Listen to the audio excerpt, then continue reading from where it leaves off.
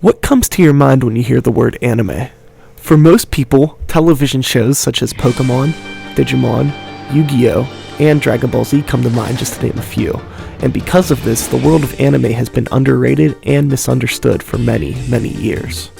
Don't get me wrong, I'm a fan of these shows, but to assume that all anime is like Pokemon would be the same thing as assuming that every television show in the world was like Power Rangers, or every movie in the world was like Harry Potter. Just like any other form of visual entertainment, the world of anime spans many different genres and styles, and I feel that a lot of people are truly missing out on some good stuff. The cool thing about the world of animation that a lot of people don't take the time to realize is that it gives the storyteller a chance to visualize their story in ways that would be pretty much impossible using real actors in real-world landscapes. While many things are becoming possible in live action with the use of special effects and CGI, the charm behind fully animated features is seeing entire worlds and characters created completely from the minds of talented artists and storytellers. Being an artist myself, it blows my mind to think about all of the time, hard work, and imagination that goes into a lot of these movies. Anime is so much more than what American pop culture presents it as, and while its underground fan base has been large enough to keep it steadily afloat for well over the past 20 years, there is still a large group of die-hard movie fans that have no idea about a lot of the things that anime has to offer in the world of cinema. So, today I'm gonna kinda kill two birds with one stone, and not only discuss one of my favorite animes and movies of all time, but also discuss what I believe is one of the most beautifully and insanely detailed animated features ever created.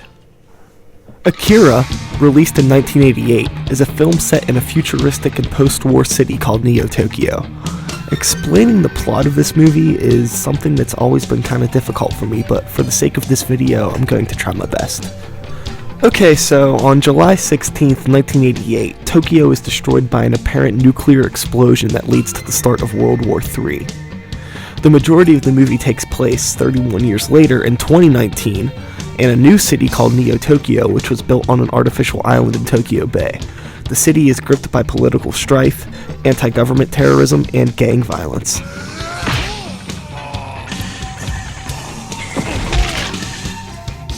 This dude Kaneda is the leader of this biker gang called the Capsules, which find themselves in a gang war with another group called the Clowns. As Kaneda and his best friend Tetsuo battle a pair of clowns on the highway, Tetsuo almost runs over this kid that looks like some weird old dude when his bike suddenly explodes. Then Tetsuo and the creepy kid are taken away by another creepy kid and some armed soldiers. Makes sense. Then, after some other stuff happens, two members of a secret government project discover that Tetsuo possesses mental frequencies similar to AKIRA, a child with essentially godlike mental abilities who destroyed Tokyo decades before. Then, another one of the weird old-looking kids has visions of a similar destruction of Neo-Tokyo, and the colonel orders the doctor to kill Tetsuo should he go out of control. I'll tell you, my job isn't to believe or disbelieve. It's to act or not act. Without giving away too much more of the movie for those of you who haven't seen it, Tetsuo eventually escapes. Doctor, hurry! The boy's gone! And gets captured, and escapes again, and his powers continue to grow stronger and stronger as the fate of Neo-Tokyo hangs by a thread. It's some intense shit, pretty much. The production budget for AKIRA was nearly $10 million US, a record sum in Japanese animation film.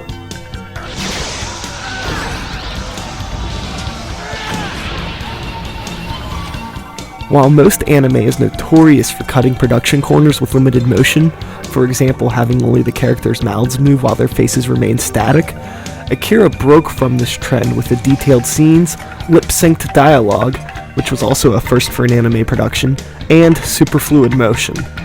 The movie consists of 2,212 shots and 160,000 single pictures, 2 to 3 times more than usual for an animated feature, using 327 different colors, which is another record in animation film, and 50 of those colors were exclusively created for the film.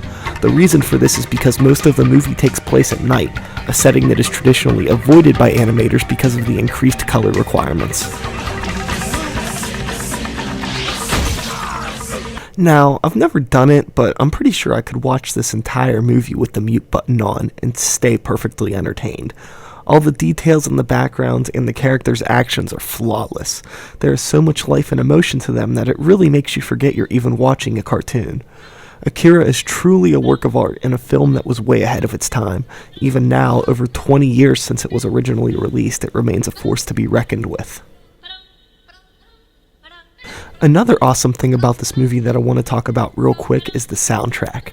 The score is incredible, and what's really crazy is that the music for the film was completed before any of the composers saw a frame of film or read the script. While some stuff had to be edited later to fit some of the scenes, I think it all worked out perfectly in the end product.